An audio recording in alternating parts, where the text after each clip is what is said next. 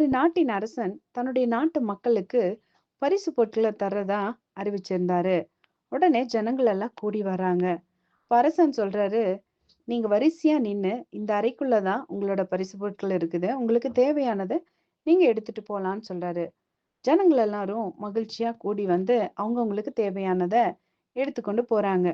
ஆனா ஒரே ஒரு வேலைக்காரன் மட்டும் ஒரு மூலையில நிக்கிறான். அவங்க எல்லாரும் எடுத்துட்டு போயிட்டு இருக்கிறாங்க. இவரு ஒண்ணுமே எடுக்காம நின்னுட்டு இருக்கிறாரு. அப்போ இந்த அரசன் பாக்குறாரு, இந்த வேலைக்காரன் ஒண்ணுமே எடுக்கலையே அப்படின்னு சொல்லி அவனை கூப்பிட்டு கேக்குறாரு. ஏன்பா, எல்லாருமே தங்களுக்கு தேவையானதை எடுத்துட்டு போயிட்டு இருக்காங்க, நீ மட்டும் ஏன் வேடிக்கை பார்த்துட்டு இருக்கிற? நீயும் எடுக்கலாம்ல அப்படின்னு கேக்குறப்போ, ராஜாவே, நீங்க உங்களோட அரியணையில ரொம்ப வருஷம் சந்தோஷமா வாழணும். உங்களுக்கு பக்கத்துல உண்மையுள்ள வேலைக்காரனா எப்பவுமே உங்க அரண்மனையில நான் இருக்கணும். இதுதான் என்னோட விருப்பம் அப்படின்னு சொல்லி அந்த வேலைக்காரன் சொல்றான். அந்த வேலைக்காரனோட வார்த்தையை கேட்டு ராஜா ரொம்ப சந்தோஷமாயிடுறாரு.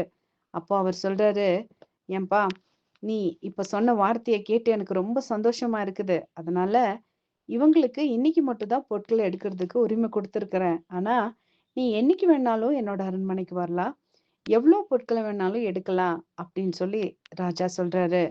ஆமாங்க, இன்னைக்கு நம்ம நம்ம தேவனுடைய அரசாட்சியின் கீழே உண்மையுள்ள வேலைக்காரர்களா வாழ ஆசைப்பட்டுட்டு இருக்கிறோமா, அல்லது அவர் தரும் நன்மையே எதிர்பார்த்துட்டு இருக்கிறோமா? வேதம் சொல்லுது, இம்மைக்காக மாத்திரம் நாம் அவரை நம்பினால் அது பரிதபிக்கப்படத்தக்கதுன்னு சொல்லுது. நீங்க எப்படிப்பட்டவங்க?